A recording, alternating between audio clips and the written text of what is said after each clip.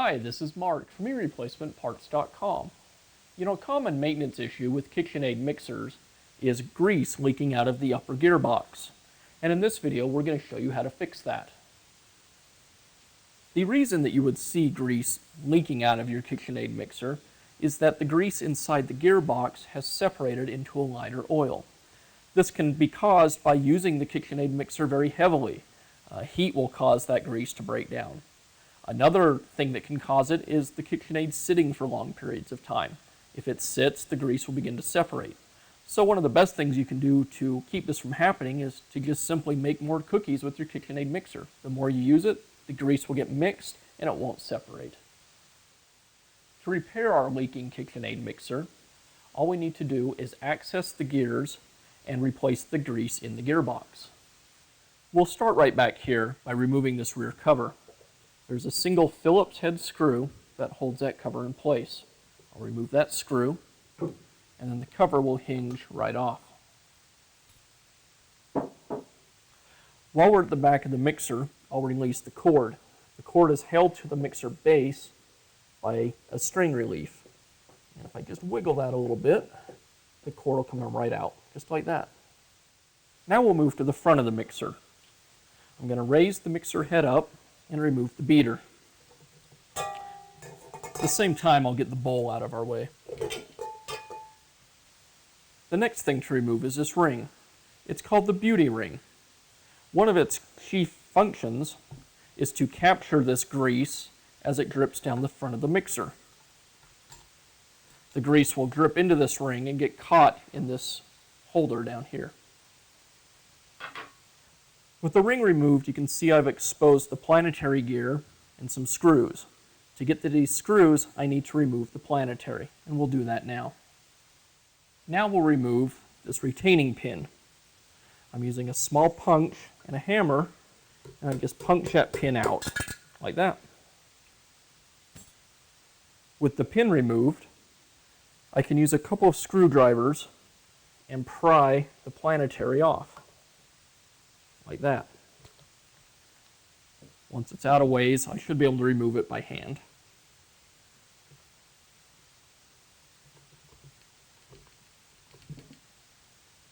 And we'll set the planetary aside. Now I have access to those 5 screws, and we'll remove those next.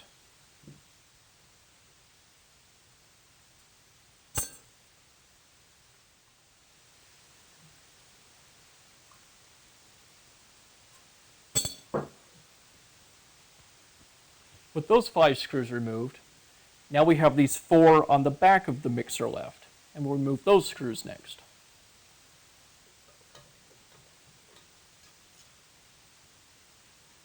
You'll notice one of the rear 2 screws in your mixer has a split lock washer. You need to make sure when you reassemble the mixer that goes in one of the rear 2 positions again.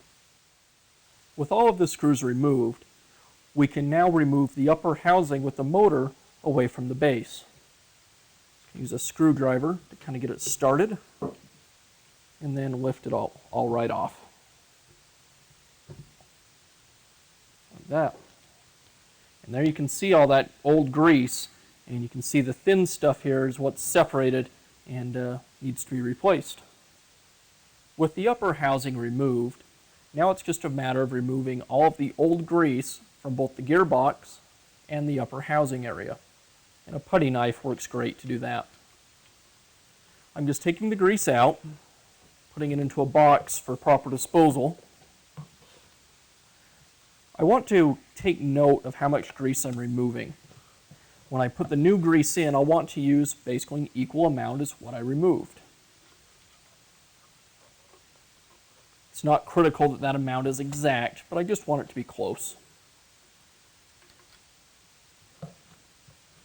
This is a messy job, and it may take you a few minutes to get it all cleaned out of there.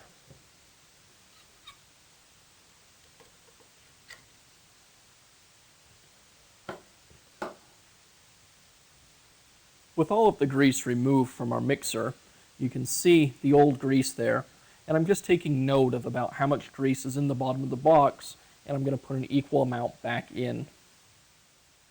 The grease I'm using is available as a KitchenAid part, and you can find that on our website.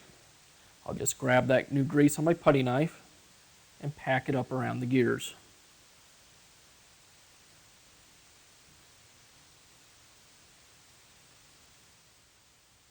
I'm just trying to get some coverage on each of the gears.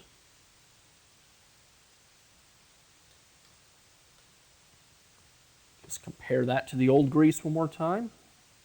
And we're about there, I think, just a little bit more.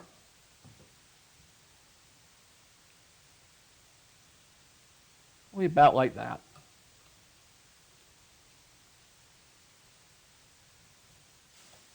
With the new grease in place, now we can begin reassembly. I'll start by mounting the motor assembly back onto the stand. This is just a matter of realigning the shafts and gears. You'll notice when I set this in place, it doesn't want to go right down right away. Don't force it. This is happening because the gears aren't in alignment with each other. Use the punch that you used to remove that retaining pin earlier. Place it into the shaft, and now you can rotate the shaft around. That'll spin the gears and align them.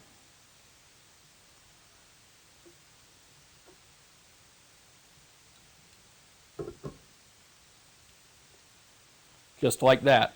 We have a nice tight seam all the way down the mixer. Now we'll begin to replace the screws. Again, here's that screw with the lock washer. I'll put it in one of the rear positions on the mixer.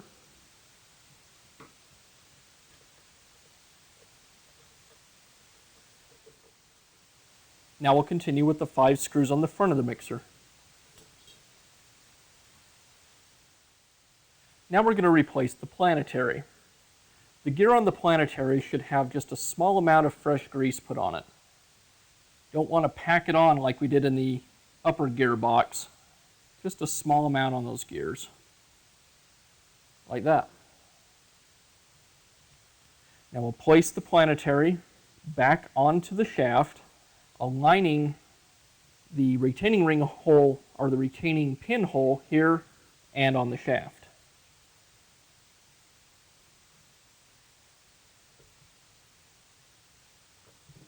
And it will likely be necessary to rotate the Planetary shaft to again align those gears. Like that. Now you'll notice that the shaft and the Planetary are not in complete alignment.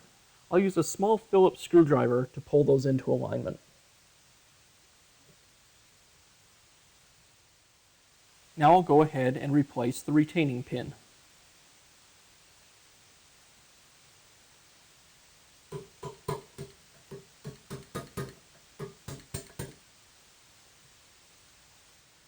Now we'll replace the beauty ring.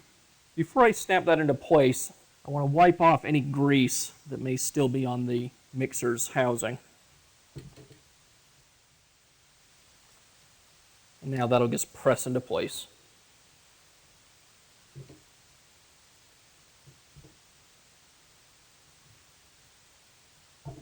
The last part of the repair is to replace the rear cover and the cord. The strain relief simply slides into the opening on the housing.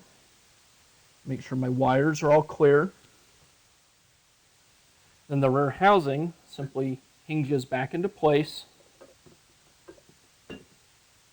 and we replace the small Phillips screw.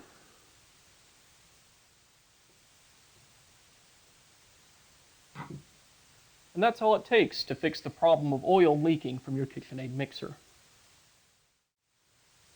We hope you found this video helpful. Please feel free to leave us a comment or ask a question.